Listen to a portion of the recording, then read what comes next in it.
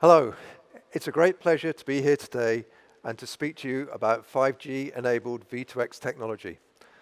This will become so important to everybody moving forward in the future. Communication technology supports businesses and the economy, it enables public safety, and provides benefits to families around the world. This conference is a rare opportunity for like-minded people to share their views and experiences, to talk about problems, and to share opportunities regarding 5G and V2X technology. Now, before I start, it's interesting to look back on our efforts to anticipate the uses of 4G when that technology was emerging. At the time, few of us could envision the important role that smartphones play today in our lives and in our workplace. Now, experience has taught us that with emerging technology, the greatest opportunities are beyond our imagination. Now, with 5G opening up another new world, we all can explore and develop this together. The reality is, the fact is, until consumers get engaged with the technology, we really don't know its potential or its true value.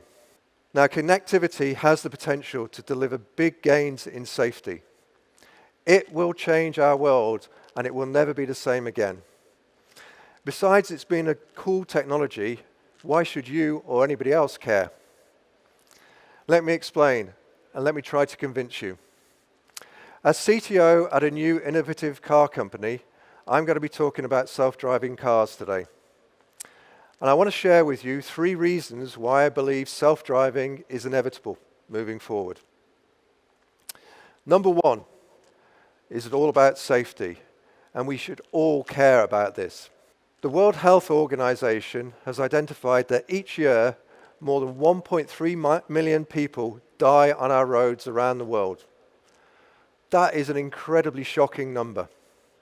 It's the equivalent of a major airline falling from the sky every hour, every day, all year long. Now, society would never tolerate an airline falling once a day, let alone 24 crashes a day. So how come we accept this number of people dying in automotive-related accidents every year? And I'm not even going to try to compare this to coronavirus. The worst thing is, all these automotive crashes that are happening, all these accidents around the world, 94% of them are down to human error. So we've identified the problem, haven't we? It's us. We're the ones causing those accidents. So if self-driving systems can take the human out of the equation, can we prevent the vast majority of those crashes and fatalities? If we could, would it not be the moral imperative for society to change and to adapt that technology? So I'm here today representing Human Horizons. And I want to present to you our vision of an accident-free society that's made possible through the use of fully autonomous vehicles. Now, I'm sure many of you will be saying, can that really be possible? And to be honest, nobody knows for sure today. But what we do know, safety is a really powerful argument, and it will spur regulatory action and the creation of rules to govern autonomous vehicles and to allow the operation of autonomous vehicles on public roads. Now, the second reason we should care is about productivity. Automotive and technology industries are moving rapidly towards automotive vehicle technologies. We are still in the early stages of testing, commercialization, and deployment, but already the benefits are obvious. It's also a fact that V2X communications are necessary to support advanced autonomous driving concepts that are now being demonstrated. A prime example of that is vehicle platooning. Whether it's applied to cars or trucks, it relies on vehicle-to-vehicle communications to coordinate things like braking and throttle actions. It enables the sharing of other important information between vehicles in a convoy. Experts and developers are telling us that V2X communications are vital to make this sort of concept work. And we're just at the beginning of this evolution. At Human Horizons, we've identified how V2X communications might improve automotive vehicle movements at intersections, help in complex traffic situations, and even help to communicate with pedestrians and cyclists. All these will help to enhance how automated vehicles share the road with other users. Through this, users will see productivity increases as commute times can be improved, and also they can use that commuting time for other tasks.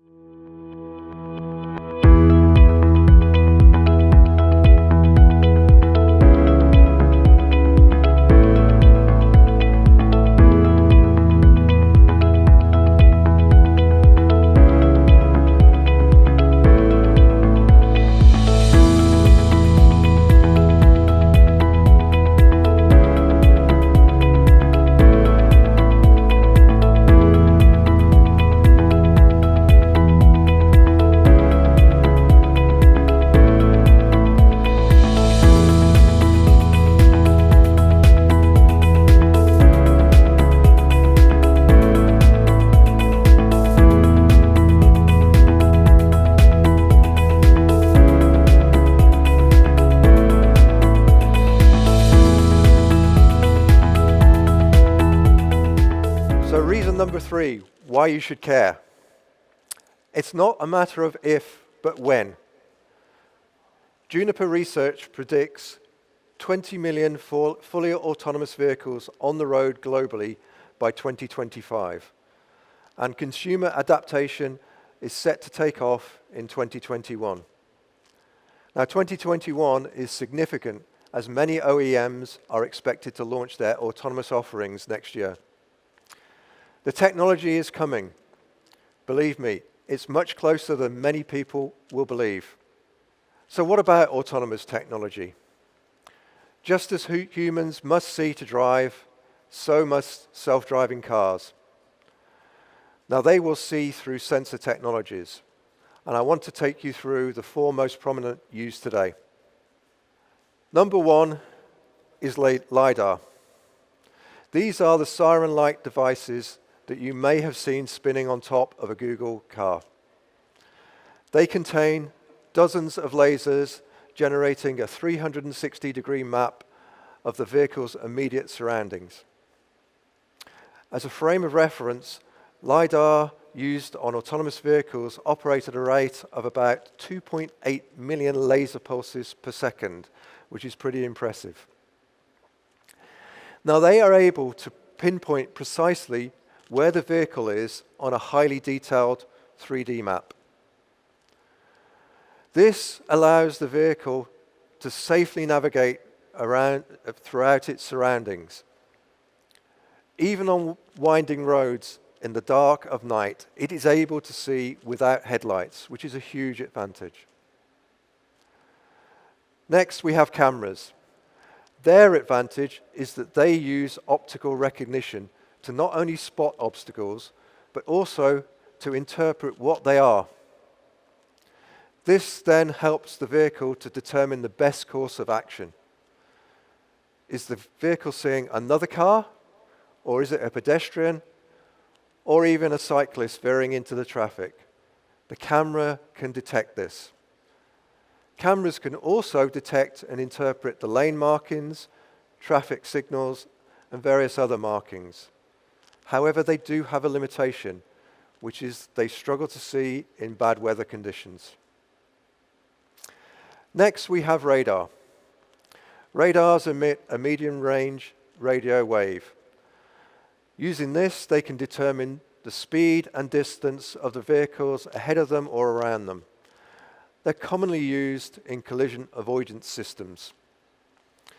Now, their limitation is they cannot see lane markings or road traffic signs or identify what type of the object is that's being detected, whether it's a car, a pedestrian, an animal, or even just debris in the road.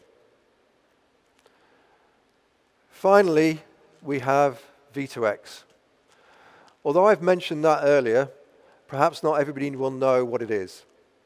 V2X refers to vehicle to something. Communication with the X being vehicle, pedestrian, infrastructure, or literally anything that could be of use or benefit. Now, other sensors such as LiDAR and cameras require a clear line of sight. V2X systems, like those being developed by Denso, enable cars to see through wireless communication. And this is a major breakthrough for safety.